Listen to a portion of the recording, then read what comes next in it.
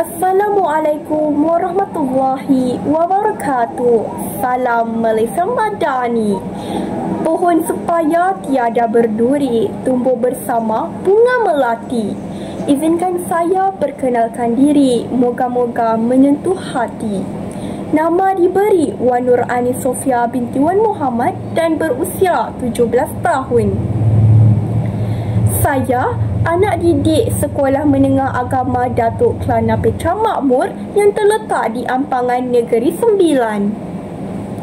Kod sekolah saya ialah NFT 4003. Pada masa lapang, saya gemar memanfaatkan dengan membaca novel sejarah Islam yang pernah saya baca berjudul Fatimah Az-Zahra.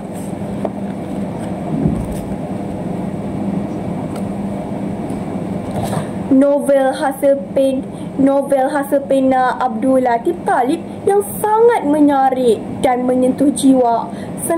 Selain itu, banyak pengajaran yang boleh dijadikan iktibar dalam kehidupan seharian, terutamanya golongan wanita muslimah di luar sana. Novel ini setebal 204 muka surat dan mempunyai sisipan kandungan sebanyak 20 bab. Ayuh bersama saya kita menghayati dan mendalami lebih dekat lagi.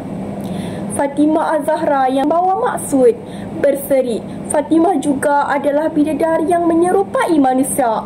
Beliau adalah pemimpin wanita dunia dan penghuni syurga yang paling utama, kata Nabi Muhammad SAW.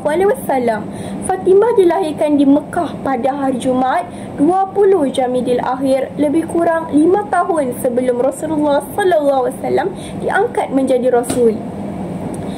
Beliau puteri bongsu Nabi Muhammad SAW dan Khadijah binti Khalid.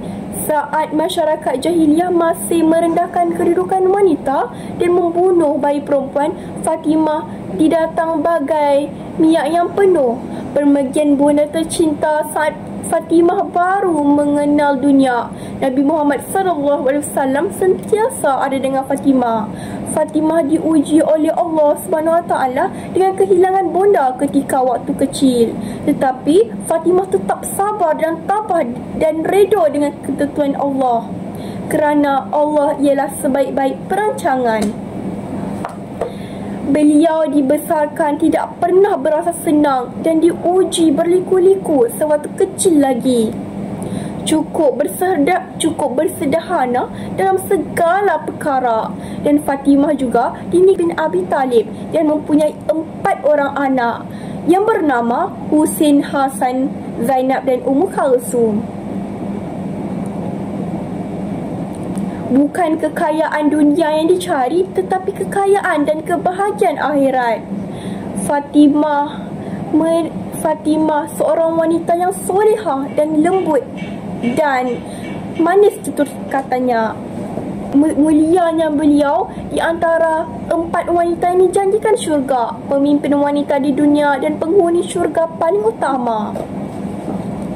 Ketika Nabi Muhammad SAW diuji oleh Allah SWT, Fatimah akan sentiasa menghiburkan ayahnya iaitu Nabi Muhammad SAW bagi memulihkan kembali semangat baginda untuk memperkenalkan agama Islam. Dan berdakwah. Fatimah juga menggantikan tempat Khadijah yang sebelum ini menjadi pendamping utama Nabi Muhammad SAW. Kini Fatimah menyokong misi ayahnya Rasulullah SAW.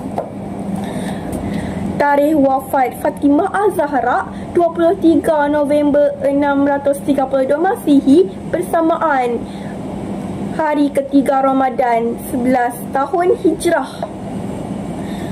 Dan Fatimah Az-Zahra dikuburkan di kubur Baqi di Madinah Al-Munawwarah. Meskipun wanita mulia ini sudah berada di dalam kubur, destinasi akhirat yang pertama Rasulullah SAW dan Fatimah tetap melekat dalam kalbu para pencinta mereka. Sekian wabillahi taufiq. Assalamualaikum warahmatullahi wabarakatuh.